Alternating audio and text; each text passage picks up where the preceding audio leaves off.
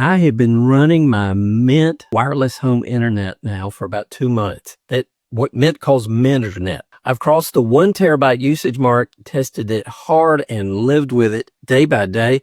And let's see what a speed test is and see how it looks right now. Earlier it was about 980. Looks like we're going to be a little bit below that right now. Okay. I think that says 870 and about 32 is latency. Let's see what the uploads are. Looks like that's running now. And we'll get an idea of what that is. This isn't a first week impression. This is actually what matters. Once the honeymoon phase is over.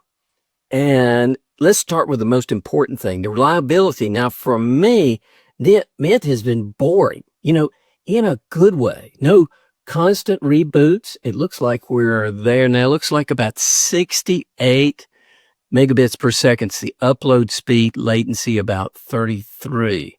So I don't think that looks too bad at all. There have been no constant reboots. There have been no random outages. There have been no mystery slowdowns. Once the gateway was actually dialed in, especially once I added that external antenna up in my attic, just a few feet above us, it's been super stable. And if your internet drops all the time, nothing else matters. That simply has not been my experience. Now let's talk about the speeds. When I first set Mint up, fast.com was showing close to 1 gigabyte per second. When I crossed the 1 to 1.2 terabytes of usage, the speed test did seem to drop maybe more to the 400 to 500 megabits range. Now on paper, that looks awful, but here's the key point. Actual experience never changed. I really wouldn't have known the difference had I not been tracking it with fast.com, because streaming only takes 25 megabits per second, and I'm way above that, 10 times, 20 times above that. So the streaming stayed flawless, video calls were solid, uploads stayed between 60 and 100 megabits per second. That's important to me. And friends told me on calls that it was better than cable ever was.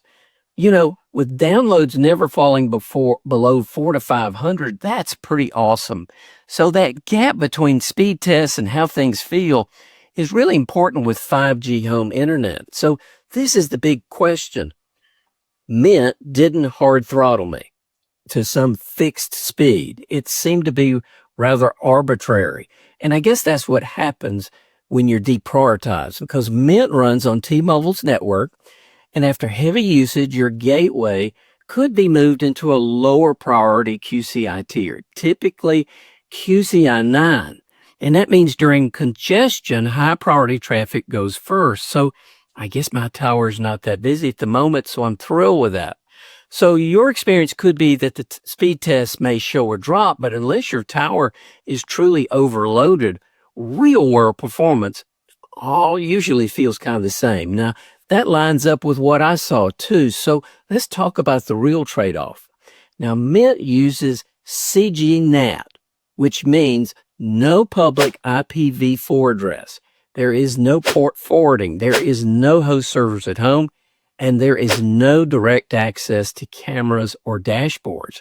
Now, some VPN types like L2TP/IPsec may fail or only work outbound. So Mint does support IPv6, which helps modern apps and browsing, but a lot of smart home gear, VPNs, and older tools still rely on IPv4. That's where cable still wins. So if you host anything or need inboard access to your home network, Mint might not be the right fit for you. Now, one strong takeaway from me, an external antenna was a game changer for me and possibly for you too. Without one, you're forced to put the gateway wherever your reception is best, nearly always near a window. You can put the gate where you want it, where you have an antenna like mine, and mine is in a utility closet in the center of the house. Now, that's an ideal place to put your Wi-Fi so everybody can connect. Now, for me, that was the difference between this being another interesting experiment, because I did try it a couple of years ago, and how I can live with this long term. So after 2 months, Do I have any regrets over cable? Absolutely not. My bill is less than half, and I'm going to try and sign up with something that may get it down to $30 a month. So I am really happy with Mint. I'm ready to sign up for a full year. I hope I can get it for 30 or less per month. And let me know if you stream, browse, Zoom, or upload and you want a cheaper, simpler option.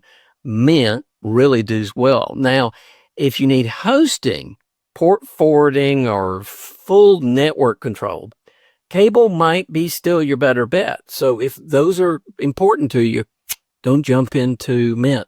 Thanks for watching, and if you're enjoying this, please subscribe, give me a thumbs up, and let me know about your Mint experience.